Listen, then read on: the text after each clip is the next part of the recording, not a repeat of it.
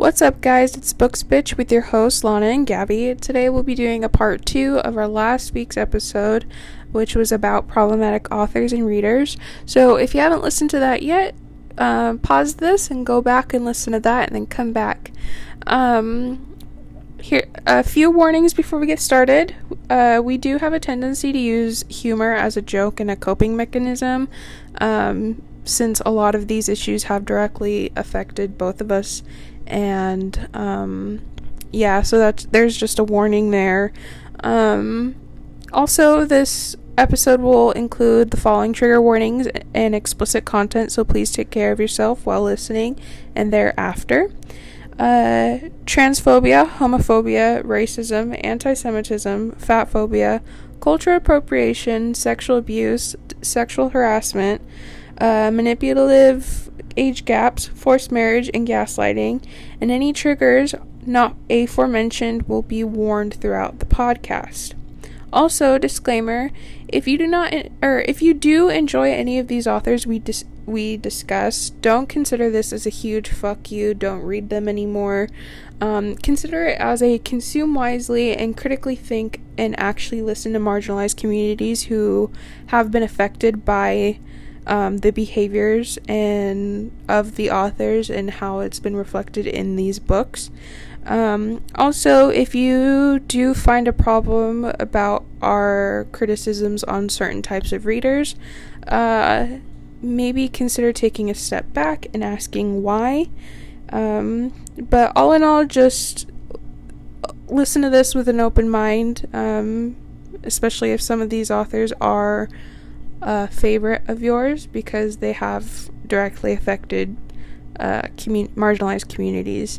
So yeah, with that being said, let's get into it. The final person we're going to talk about, and we're going to try and be quick because we're getting pretty long here. JK Rowling. Joanne. Miss Joanne. I hate her. Did you see the note I added to our notes about Miss Joanne? Because when we start talking about homophobia, I added, I call Wolfstar in all caps. Yeah. Because I would very much like. Yeah. So first things first, we're going to talk about the transphobia and homophobia that goes on. I'm not going to get into too much detail about the transphobia, other than the fact that she has used her power that she has received from the Harry Potter franchise to influence British legislation against trans rights. That is how much influence she has. She has managed to teeter society and British legislation against trans people. And she has used the excuse that trans women aren't real women because they, quote, don't have a uterus. And I remember her posting this on Twitter. She posted that shit on Twitter. And I even quotated it. I don't even know if it's all the way down because it's when I changed my Twitter. So it's long time ago. And I remember that happening. And I would like to point out that concept that to have womanhood rely on reproductive organs like a vagina or a uterus is a patriarchal idea. And she claims to be a feminist, but then is subdued by patriarchal ideas. Not just dismissing the trans community and trans women, mm-hmm. who are very much real women. Thank you very much. Mm-hmm. Again, another reason why she's not feminist, because trans women are women and they belong in the feminist but also just category. Mm-hmm. So, yeah. And even if we excluded trans women out of the idea of feminism, which you can't because mm-hmm. they are women, but if we wanted to, the idea of feminism is liberation from all of the shit that society has deemed women to be. Yep. Like baby incubators. I am a lot more than my vagina. Or I'm a lot more than making case. You a fucking sandwich. I'm a lot more than being a baby breeder. I am a lot more than that. And the fact that she's going down to that level to be transphobic and then influenced British legislation for it is disgusting and Honestly, repulsive, and it does reflect into her book. it does. It honestly kind of reminds me of that quote from Friedrich Nietzsche. If a woman has scholarly inclinations, there's usually something wrong with her sexual organs. Like, that was a gross old white man Yeah. that no one listens to anymore, Joanne. And you're basically saying the same shit. Yep. Sit down and shut up. Your opinion doesn't matter. And is wrong. Period. It's just wrong. Yeah, it is. And you're a little quiet, by the way. Sorry. It's okay. But the way it's reflected in the books, and I don't know, it's again one of those very small details that you have to really pay attention to realize it.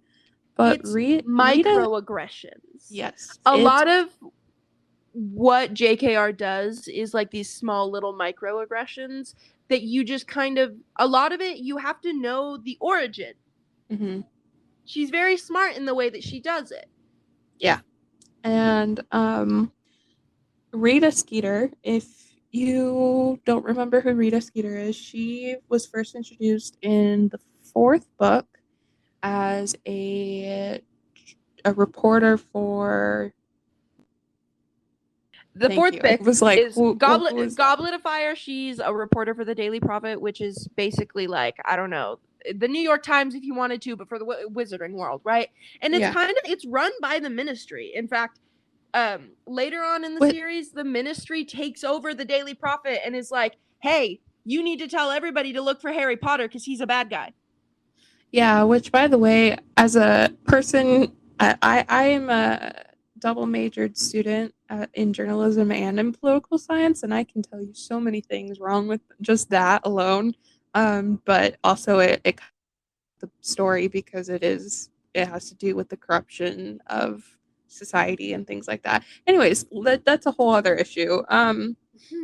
But Rita Skeeter is described in the book as very masculine with a sharp jawline, like just very masculine features that basically preys on children. Not sexually, but like she's constantly trying to sneak into children. Like they're all children, and she's trying to report on the Triwizard Tournament. And she sexualizes that. I think that's the word you were looking for. She sexualizes these teenage children. Yes, because all she wants to talk about is Harry Potter and whether or not he's got a girlfriend. Yes, or oh God, what is his name? Victor Crumb, and the parent love triangle between Victor Crumb, Harry Potter, and Hermione Granger. Not to mention that Ron was all pissed off. Yes. And it was definitely not just Ron was upset that he wasn't the center of attention. Ron's never been the center of attention. Ron was upset because everybody thought that Harry was shagging Hermione. Yeah. Okay. Yeah. Let's get that out of the way. Anybody who still thinks after having read the Harry Potter movies, what? I don't know.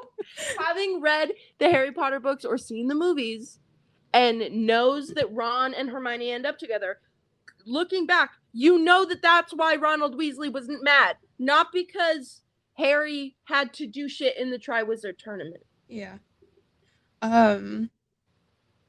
But the reason why I bring that up is because it has been discussed within the fandom that a lot of the descriptions regarding Rita Skeeter has been basically a parody of trans women.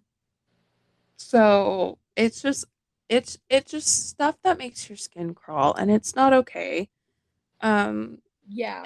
And then like that stereotype of not even just trans women. I feel like it can even fall under homophobia as well. Just like the idea that people in the community like to sexualize everything. Yes, because that's the thing when it comes down to anyone outside of the community. For whatever reason, they can't get past the genitalia and the sexual activity behind closed doors. They can't get past that. So all they can think is, okay, are they a danger to children? Are they going to sexualize children? Are they going to That's all they can think about because they cannot get past the fact that it's more to sexual activity. It is about romance. It is about personality. It is about finding a connection with somebody. It's about having a consenting relationship with two people, um, between two people, and pe- people who are trans and homophobic can't get past that, and that's where this parody of trans women in Rita Skeeter is so harmful, and what Right. JKR does is so harmful. Right.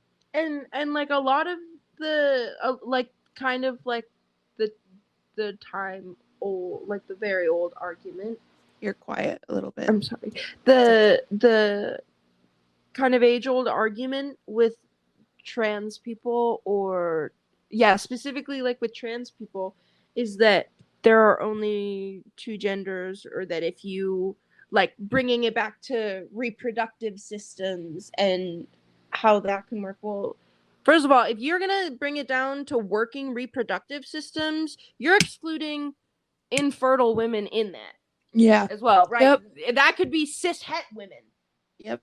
1 in 4 women struggle with infertility and won't be able to have the baby that you want to force on them. Mm-hmm. What are you going to do about it? Just because this is a woman who wasn't born in the right body and was able to figure that out for herself? Yeah. It's she was a woman born with the wrong parts. And she was born in the wrong body. That's it. Your body is a vessel for your soul to explore the universe. That is it. You can believe in reincarnation or in a being that you have never met in the sky or beyond the goddamn clouds. Yeah. But you can pass the clouds. You can be on the other side of the clouds, and there is no heaven. Just so it makes no sense that God's in the clouds. And this kind of steered off into a Christian thing, and yeah, because I feel like that's a lot of where it comes from. Like, yeah, but I think we kind of lost sight of what we were talking about for a second there. I agree. Can we go back? You kind of went into I'm gonna fight my trauma right now. Did I? I didn't mean to. Do you like that my trauma response is to just start defending my trauma, all of it, and overshare all of it, and just dive deep into all of my trauma and why, regardless of what we're talking about? I'm sorry. We're gonna continue on. Into the homophobic part. Anna gonna try and fight everybody's trauma today. I'm sorry. I don't know why I'm interrupting. That came out of nowhere. But apparently I'm prepared to fight everybody's trauma today. I'll fight for all of you. Dear God. Let's continue. So we're gonna go into like the homophobia part of it. We'll get into like the queer baiting later. I just want to talk about the metaphor that, whether it was intentional or unintentional, still is very harmful, and based off of who the author is, it's probably intentional. So the idea of werewolves is basically, or in Harry Potter, basically nobody wants to be near them. They're considered diseased and untouchable, and you can even see that with Remus Lupin, who is a werewolf.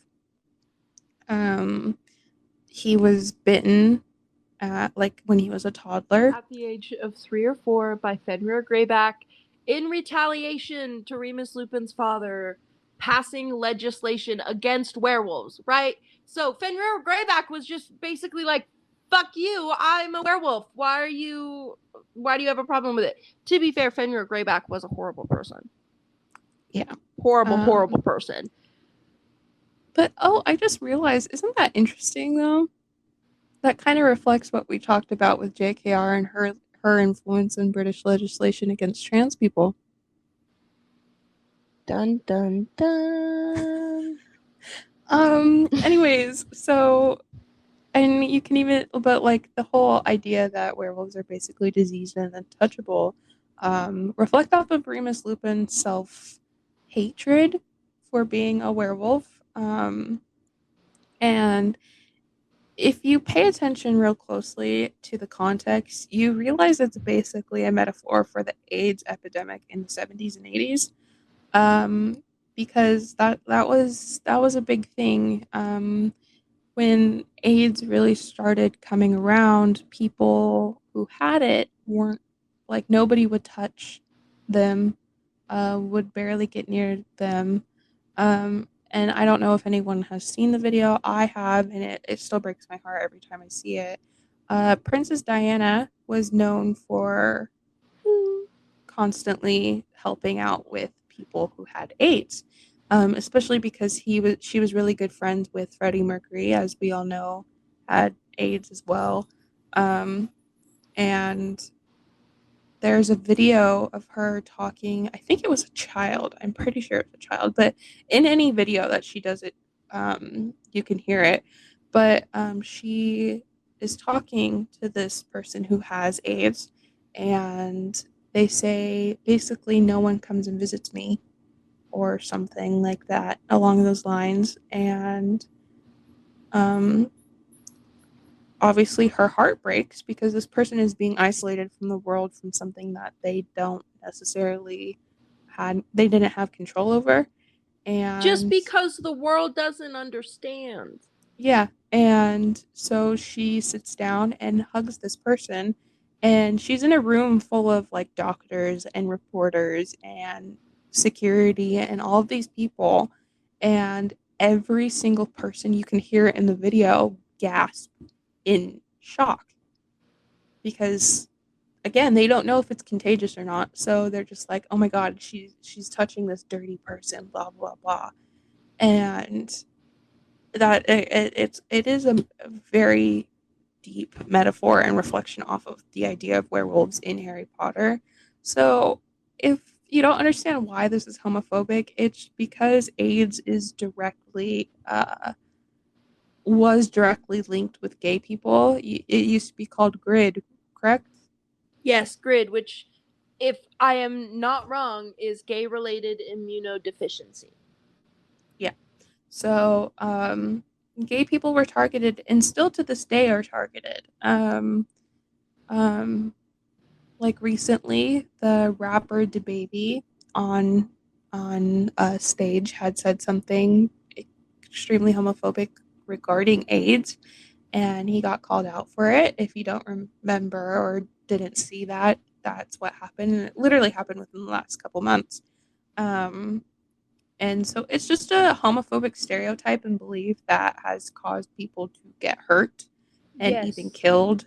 And that's why it's a problem. But other than that, there's also the queer baiting, and I know you want to talk about it, so you go on. I want to talk about the queer baiting so bad. I feel like I have read everything that has to do with Remus Lupin and Sirius Black, front to back, forwards to sideways, any way you can think of, right? Which, as we know, Sirius Black goes to prison, Azkaban, for 12 years. Yep. Those 12 years, Remus Lupin is completely on his own, right? This werewolf, right? If you don't know Remus Lupin's backstory, his father... No, Gabby, I can't say unalive. His father's a dick? I don't know. His father kills himself. Oh. Because he can't live with the fact. Huh? Just warn it. Just do a warning. Okay, so trigger warning, there will be a brief mention of suicide. We're gonna talk about queer baiting because there's a lot of it. Namely, with Dumbledore, which I'm literally gonna brush over this fact because I hate Dumbledore as a character. But Dumbledore was apparently gay, and she added that after the fact because people called her out for it, and people were like, Dumbledore's a little, Fruity. he's a little fruity. And that's perfectly okay. But you need to name that shit, bitch, because you refused to do it for Remus Lupin and Sirius Black, and they deserve that. Yep. And which moves us to Wolfstar, which is Remus Lupin and Sirius Black. And I will most likely just refer to them as Wolfstar at this point. Wolfstar is their ship name. It's just Sirius and Remus together, right? Wolfstar, in Prisoner of Azkaban is when they're first introduced, and the idea of Wolfstar is even put out there, right? And the Prisoner of Azkaban movie, which came out in 2004, because Sirius and Remus told to act like reunited lovers. Yep. David by the Thewlis director. And Gary Oldman were instructed by their director, hey, you guys are like into each other. Like, you guys are like reunited, star-crossed, long-lost lovers.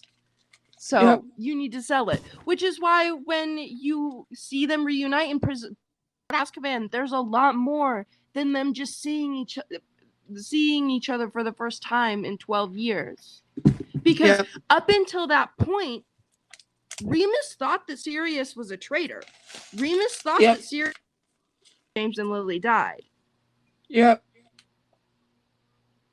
And because of Prisoner of Azkaban, the film, it's where the idea of Wolfstar spurred, right? Like we had Wolfstar in the books, but it wasn't the same.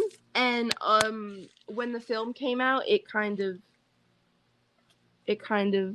took it to another level, and it was more like, well, there's really no denying it now. And in fact, in not Goblet of Fire, in Order of the Phoenix, when they're at 12 Grimmauld Place and Harry kind of sees Sirius for this first time in a while, everything's happened with the Triwizard Tournament, Cedric has died, he's upsetty spaghetti about it. Remus and Sirius are there at 12 Grimmauld Place. In fact, after Sirius kind of goes on the run during Prisoner of Azkaban, he is told to lie low at Lupin's. That is a direct quote from the book. Dumbledore tells Sirius Black to lie low at Lupin's. And for all of that time, we have no idea what Sirius and Remus did, but don't you think that after 12 years, with Remus literally wanting nothing to do with him, after Sirius was convicted and put in Azkaban, no one tried to say otherwise. Which, I mean, there was so much they could have done about that. Check the wand. Check their wand. That's all you had to have done. Check Sirius's wand, and you would have known that he did not fire. Yeah, I'm getting off topic. However, same book, in Order of the Phoenix, there is 40 lines from the point where Harry describes Remus looking at Sirius and Remus looking away. 40 lines worth of reading. You know the before statistics? Remus looks away. You know those statistics? Well, that specific one, I know that Harry, while they're at 12 Grimmauld Place in Order of the Phoenix, Harry says that Remus looks at Sirius, looks over at Sirius, and it takes 40 entire lines before Harry says that Remus looks away. Wow. What is he doing just staring at his friend like that? Exactly, because they're not. Oh, also, if you have seen the films and you have seen the way that Sirius Black dresses, which, yes, not everything goes to fashion, but that man was literally in a black fur jacket without a shirt on. Yeah. Yeah, he a bit in fruity. A train station. I'm sorry. But that man is gay. And, I think it is said best in Red, White, and Royal Blue. I don't give a damn what Joanne has to say. Remus John Lupin is as gay as the day is long. Yeah. And I see that for both of them. I think they're both just like gay as fuck. There is that whole idea of Remus being bi though, right? Which I'm not about to start this whole like bi erasure. Because Remus is with Tonks, Nymphadora Tonks, which in the books canonically is like a cishet woman. However, because she is a metamorphagus, she technically is not canonically a cishet woman. Yep. Because metamorphaguses literally change their DNA structure to change into what they're doing and Basically to like who Loki. they're becoming. Yeah, kind of like Loki. Nymphadora or Tonks, as they would like to have been referred to, their pronouns should have been they them. Yep. They were a gender fluid person in its entirety. And also Tonks never wanted to go by their more feminine name of Nymphadora. It was always call me Tonks. Don't call me Nymphadora. Yep. And they would say that. Do not call me Nymphadora. And you'll notice Nymphadora Tonks is not brought in to the story until after the idea of Wolfstar is put into JKR's mind. Right? Yep. And not only that, Nymphadora Tonks is literally Andromeda Tonks' daughter. Andromeda Tonks' maiden name is Black. Andromeda Black is Sirius Black's cousin. Right? Nymphadora is, I want to say, 12 or 13 years Remus's Senior. Junior. Sorry. Junior. Yes. Which, by the way, that's the kind of age gap that I'm okay with. You want to know why I'm not okay with it? Why? Because canonically, Sirius Black had a good relationship with Andromeda because she was the only other member of the noble and most ancient House of Black to have been cast out and to have kind of been like, fuck you to the rest of her family. Because she married a Muggle-born, Ted Tonks, and they had Nymphadora. But she was so close with Sirius. Sirius knew Remus the entire time that they were going to school together. Okay, yeah. Andromeda would have had Nymphadora while Remus knew Sirius, and Sirius canonically spent time with, well, he lived with James Potter and his family, like he moved in at one point, but he also canonically saw Andromeda at least once or twice. Yeah. Okay, I get that. Never mind. I take my statement back. Yeah. That's why I don't like it. Because, right, like you love who you want as long as it's not weird. I don't like that it's literally Sirius Black's second cousin. Yeah. Who Remus ends up being with because Joanne was like, no, Remus can't be with another man. Yep. I'll put him with his cousin. No. That being said, I would die for Teddy Lupin. Teddy Lupin is their son. Yeah. I would die for him. And it pains me because I know that there canonically could never be a universe where Teddy is alive and a thing and Sirius and Remus are together. Like, JKR fucked up everything.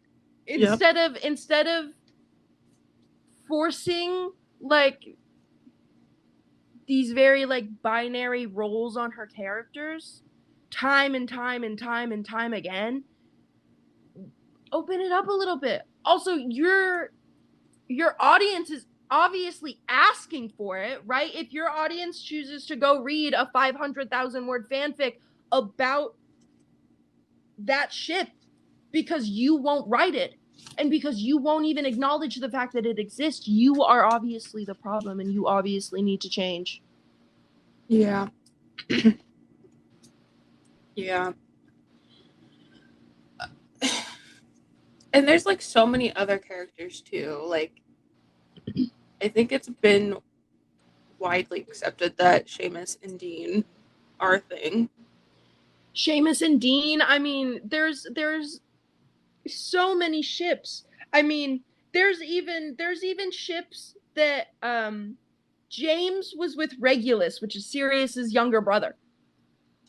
Mm-hmm. Like there's, which is called Jegulus, right? Which the basic ones you have are like Jilly, which is James and Lily, and then you've got Wolfstar, and then you've got Jegulus and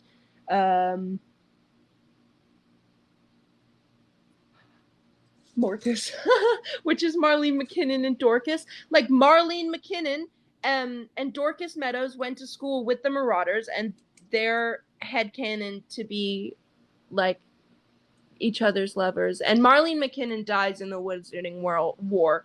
So does Dorcas, I'm pretty sure. Right. She just kills off people when her readers don't agree and refuse to not think about it. Are the words even sentences anymore? No. But basically what you're trying to say is that hold on, I'm collecting my own thoughts. Basically you're saying that when she realizes that a majority of people in love with a certain ship that has a high potential of being gay or sapphic or whatever, she either kills them or puts them in a situation that's very hard to untie that knot so they are canonically straight. Yeah.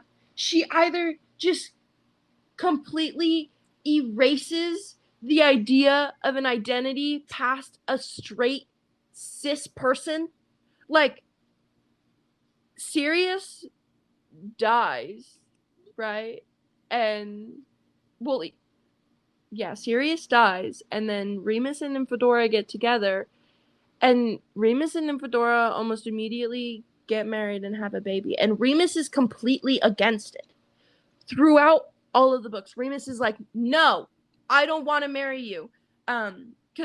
So in the books, because you haven't read the books, have you? It's been a long time. Yeah. Yes, it's been a long time. So Bill Weasley was attacked by Fenrir Greyback. Well, if not Fenrir Greyback, he was attacked by a werewolf, and he was bitten like Remus so that he would suffer and be a werewolf for the rest of his life. And there's this whole scene where Remus and Bill and Fleur are all in the hospital, and Bill's like, I told her she doesn't have to marry me. And Fleur's like, I'm pretty enough for the both of us, which I'm pretty sure is what she says. I'm pretty sure she says that line. Don't be silly. I can be pretty enough for the both of us. I know that for a fact she says that she can be pretty enough for the both of them. Because he's got like this giant scar on his face now. She's like, wait. And in her distinctly French accent goes, I can be pretty enough for the both of us. And then Bill starts talking to Remus about Nymphadora, about Tonks, and how Tonks is madly in love with Remus. And Remus is like, no, I could never give her anything, basically. It's which also is an indication right there is that, like, yes, I don't like girls. It was an indication directly right there. Like, he goes on to say that it's about him being a werewolf and about how he doesn't even know if he could even, like, have kids because he's a werewolf and all of that jazz. And then, boom, there's Teddy. And they announce at the beginning of... No, it's not Deathly Hallows. What's the one before Deathly Hallows and before Order of the Phoenix? Are you talking about Half-Blood Prince? Half-Blood Prince! That's between Order of the Phoenix and... Yeah. Before. Yeah. Half-Blood Prince. Which I like to forget about this one, despite how much I love the little like pinchers scene where Aragog dies and we have like cracked out Harry Potter. Because I don't know, Half-Blood Prince kind of just involves Snape and revolves around him, and I hate it. Mm-hmm. Why am I talking about Half-Blood Prince? I don't know. Should we move on? Because we're almost 2 hours. Yeah. Okay. We're going to move on. And we're going to try and be fast because we've been going on for a long time. I'm so tired. Gabby, I have things to do. We really could have said 10 if we wanted to. Jesus. Yeah. So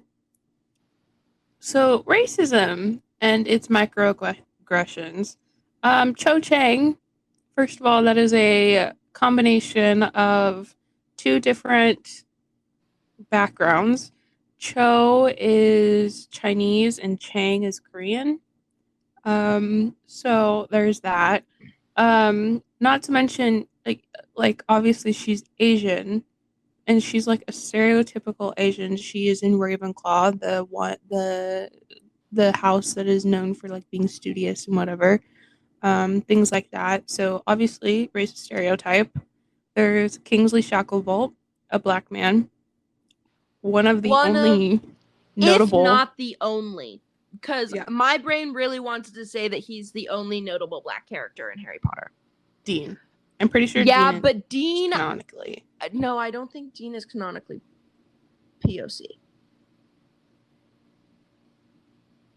If what about I have Blaze? this wrong, I don't think Blaze is canonically black either. Well, that just says a lot, you know. Me knowing how to spell Blaze's name. Blaise. No, the first thing to pop up, all I have type is Blaze. The first Google search, like, autofill is Blaze Zambini gay? There you go, guys. There are gay ships for everything, and I'm pretty sure the ship, but like the gay Blaze that they're talking about is between Blaze and Draco Malfoy. Probably. Anyway, next is Kingsley Shacklebolt, black man named Shacklebolt. If you don't know what the problem is there. Okay, wait, no. Blaze Zabini is canonically black in the books. However, Blaze doesn't come up very often. For one, he is the only notable black Slytherin, period. Wasn't he originally white in the movies too? Yes. And then he was like, I think in the 5th or 6th movie, he was black. Well, Blaze is technically only in the 5th or 6th movie. And then you've got Crabbe and Goyle. Oh, yeah. Right. Malfoy just, like, goes through these pureblood wizards, like, at his beck and call. He just has different friend groups. But then there is Pansy Parkinson, who follows him at every beck and call. Pansy's which, by the way, is it me or does Pansy feel like a misogynistic stereotype too?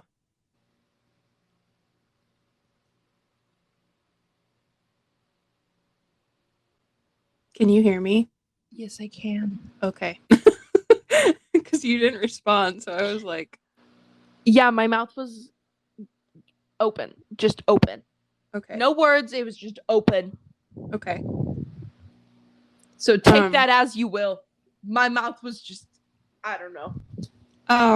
Anyways, so continuing on, this isn't necessarily racist, but it is a harmful ethnic stereotype. Seamus being Irish, but being like the stereotypical angry, drunk Irish person.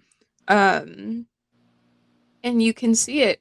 We'll just reference the movies. In the first movie alone, which, by the way, they're all fucking 11 years old, he's trying to turn everything he can into rum. on top of that, he is a very like irritable person compared to other people. And Mm-hmm. then like it's not as bad as it was, or it's not as bad in the later movies, but his accent, at least in the first and second movie, was really, really strong. Like almost cartoonishly strong. And I don't know if that's necessarily like his actual accent, because it does get a little Mm-hmm. less later on, but at the same time it just it didn't sit right, you know? Yeah. I just found something about Blaze Zambini. Okay. Um, so Blaze is described in the books as a tall black boy with high cheekbones and long slanting eyes, and he's described as being vain about his appearance.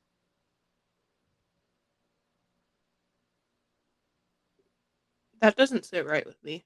It doesn't either. Nope.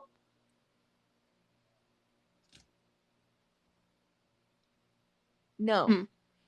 And I read that. That was like verbatim what I had found on the internet. Okay. Interesting. I don't know why it doesn't sit right with me. It just doesn't sit right. It doesn't sit right with me either. Um, but basically racism. um, um, Basically, Joanne is a jack of all trades and not the good kind. yeah. And then obviously we're gonna end it soon, but we can't end it without talking about the anti-Semitism. A lot of it is, and trigger warning, I think we already talked about it in the disclaimer or whatever, but Mm-hmm. this, we will be talking about um, Nazis, because Death Eaters are basically wizard Nazis, and there's a lot of World War II allusions. So, yeah. But I think the biggest thing that I want to point out regarding anti Semitism is the goblins at Gringotts. So they're described to be greedy and to have large noses and things like that, and have a lot of power. And Mm-hmm. that's basically, and they're in the movie too. You can look, if you look at them, they look like, excuse me, they look like the anti-Semitic, why can't I say that word right now? I was just able to. Semitic. Anti-Semitic. Yeah. Good job. Anti-Semitic caricatures used in Nazi propaganda during World War II and beforehand. And even still to this day, you can see stuff like that used, Mm-hmm. um, which isn't okay. And even in the movies, if you look at the floor of Gringotts in the main room, there's Stars of David. And if you don't know why that, obviously, like, the Star of David regarding the Jewish faith is very prevalent, but the reason why it's anti-Semitic is it's like defining these goblins in that stereotype, as well as, if you guys remember from school, you're taught that Jewish people in the Holocaust were marked with the Star of David, so people knew that they were Jewish. So it's very reflective off of those Mm-hmm. very terrible stereotypes. Um, and it's just, it's not okay, and it's really gross. Everything that she has done is really gross. And I understand it, because even though I didn't start reading Harry Potter until middle school, um, and I do enjoy the book, or I did enjoy the books, and I enjoy the movies. Like, the movies are good, you know, and it, like, the books themselves, not that good if you really think about it, but the movies really brought it to life. And I understand the nostalgia, but at the same Mm-hmm. time, you have to understand that this author and these books have brought a lot of pain on a lot of different types of Yeah. people.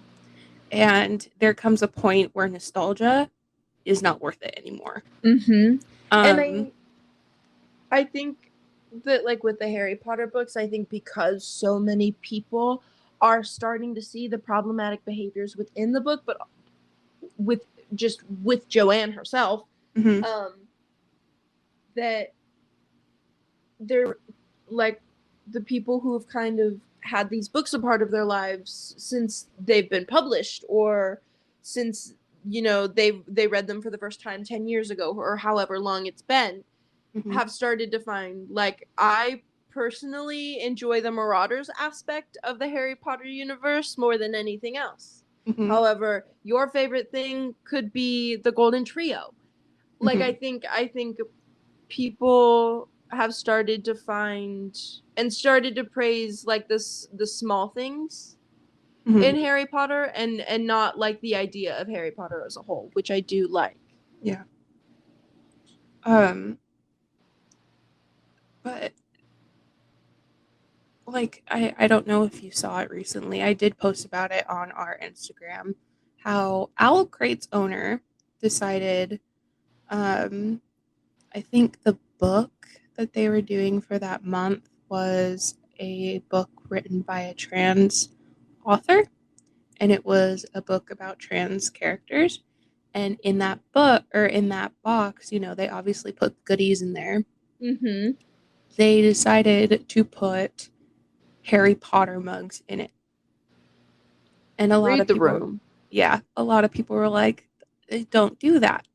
And then they posted about it. Hold on, I want to pull it up real quick. Read the room. Yeah. Read the room. Basically, they, where is it? Oh, did they delete it? Unless, nope, they did not.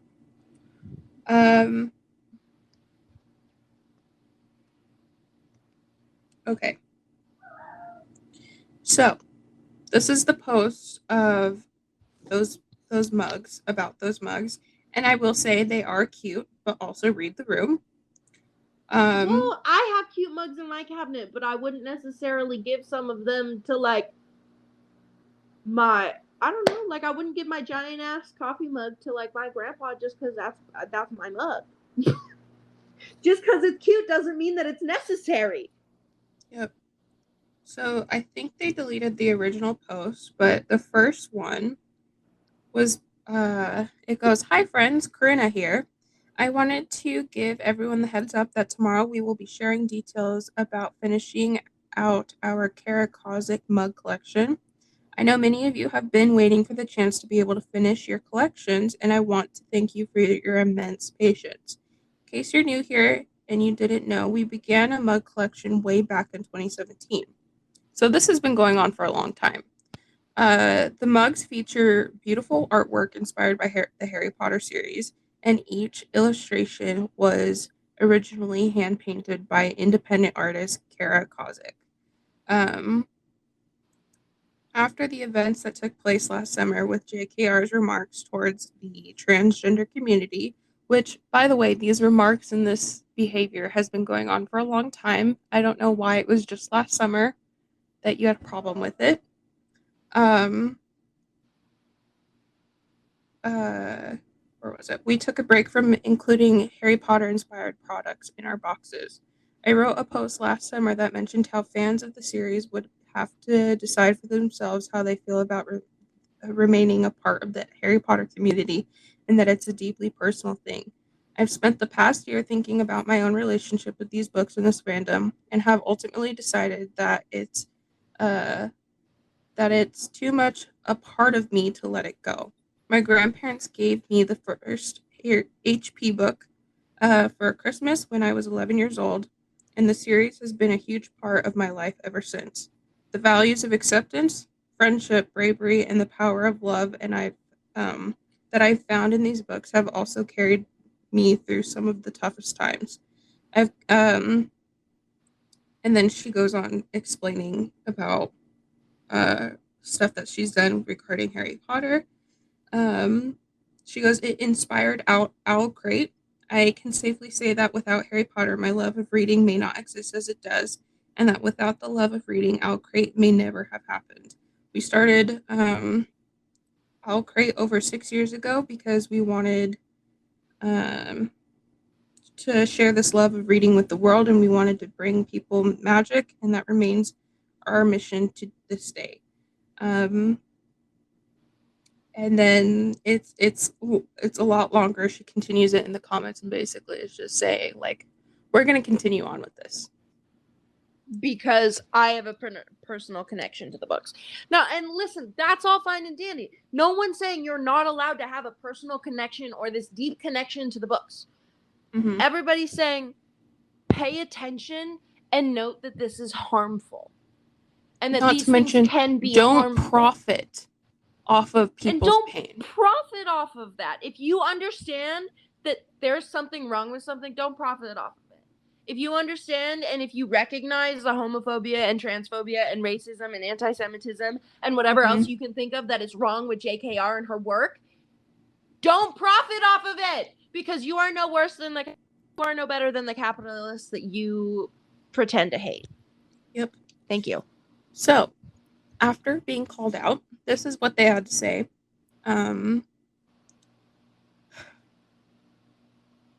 We wanted to spread some extra joy with this pre-order, and we will be donating 20% of all sales to charity.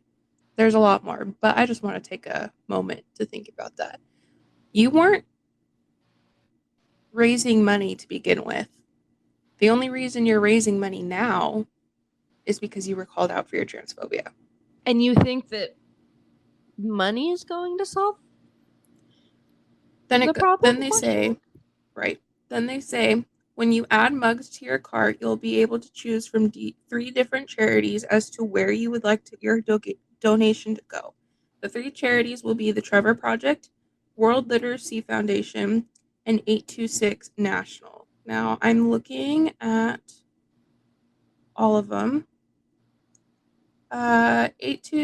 There's only one, which is the Trevor Project, that goes towards LGBTQ youth and preventing suicide from within that community.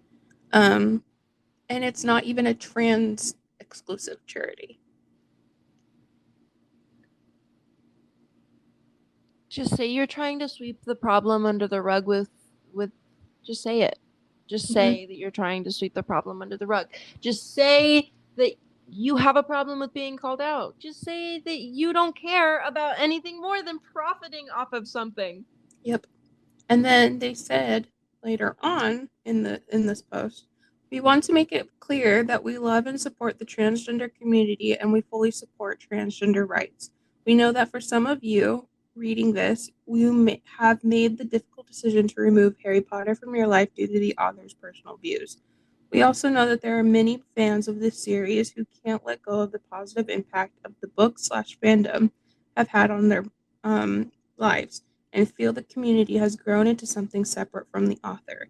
We support and respect everyone's personal decision in how they approach this fandom. First of all, before we go into it, the community has grown into something separate from the author. Oh my God, can you not hear me? Yeah, I can. Oh. I just didn't want to interrupt you. Okay. That ding was me, by the way. Basically, you can't separate this from the author. And that's one of the big things I hate about the Harry Potter fandom, is the fact that people go, well, I don't know who JKR is. Rita Skeeter wrote these books. Rita Skeeter is not any better. Exactly. Rita Skeeter was a horrible person in the books. Yeah, and not to mention, you can't separate the art from the artist, especially when their views are reflected in the art. Nope. Exactly. So yeah. And it's small things. It's not promoting JKR's work. It's not recommending it to people. Like no one's saying that you can't have those books as your own and read them as often as you'd like. It's take note of the problems that you're seeing and the harmful behaviors and ideologies and don't allow them to be continued and to be put onto other people. Yep. Don't and then give her any more money. Just Yep. Yeah. Yep. The final post that they made about it, I believe it's the final post. It's from Corinna, the owner, basically saying, "I'm so incredibly sorry for the hurt and disappointment I have caused with my previous decision to continue Harry Potter inspired merch. I have spent the past week listening to your feedback and consulting with others in the community. I hope the others are trans people and only Me trans too. people. Me too. But I know that's highly doubtful. I want to thank the people who took the time to help me understand that this decision was a mistake. Which, by the way, you're a fucking adult. You understand why it's a mistake. You even You admitted admitted to to it. knowing that it was a mistake in your first post. Yep. But you just said that you weren't going to do anything about it. That it held so much of a personal meaning to you that you had to profit off of it. Yep.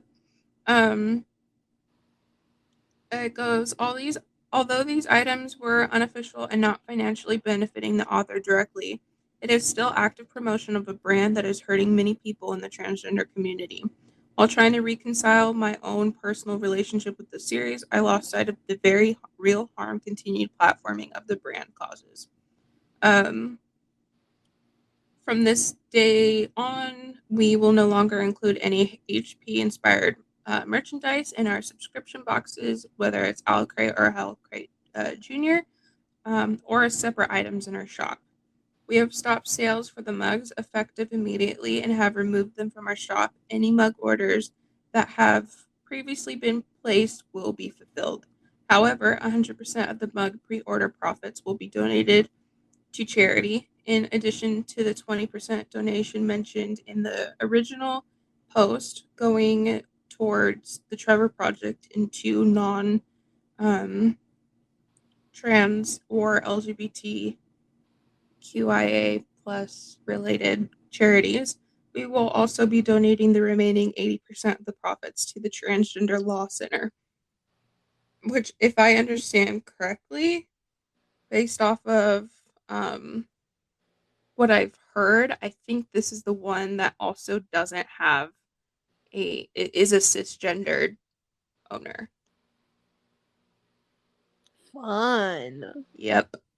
Um, so it goes, we have also made an immediate donation of $10,000 to the National Center for Transgender Equality, which I would like to see proof of that. I would like to see proof of that because I highly doubt that's true. Right. You're sounding quite bold with all of these promises that you say are going to happen. You know, like we're stopping all of this shit effective immediately. These orders will be fulfilled so that we don't piss anybody off. But other than that, you can't get these things anymore. And also, we're going to donate all of this money to all of these organizations that we're going to make sound really good, but could potentially, unless you do your own research, you're not going to know. Okay, well, this is a cishet owner, or this is this person, or this has nothing to do with the trans community or the LGBTQIA plus community. Yeah. That turned in a lot longer than I thought it was going to be. Yeah. But basically, and it revolves around why I hate the Harry Potter fandom so much. It's because a lot of people choose nostalgia over being a decent human being. And that's where it personally lies with me. Obviously, I do have a connection to it because my sister was the one who introduced Harry Potter to me, and I do like it. But again, at the same time, I understand that my feelings don't matter when other people Mm-hmm. are quite literally being discriminated, killed, bullied, all of the above because of it. And I choose not to support that Exactly. anymore. Exactly. And like, I guess I mean, honestly, just as like this one off, you even think about this idea of like blood purity. Mm-hmm. That is the biggest. idea running through every single one of the Harry Potter books, right? I mean, it's the entire preface for the Harry Potter books. The Wizarding War that Voldemort brought because he wanted blood purity. Yep. As a half-blood, mind you, not even a pure blood wizard. His mother, his I want to say his mom, or no, his father was a Muggle. No, his mother was a Muggle. No, his dad. His mother was a squib. His mother was a squib. Yeah, really. So you have no room to talk. Your mom couldn't even do magic. Shush your mouth. Also, do you know the reason that squibs happen? The squibs happen because oh no. Oh, I know. Squibs happen because non-magical people marry into magical bloodlines and it catches up eventually, and then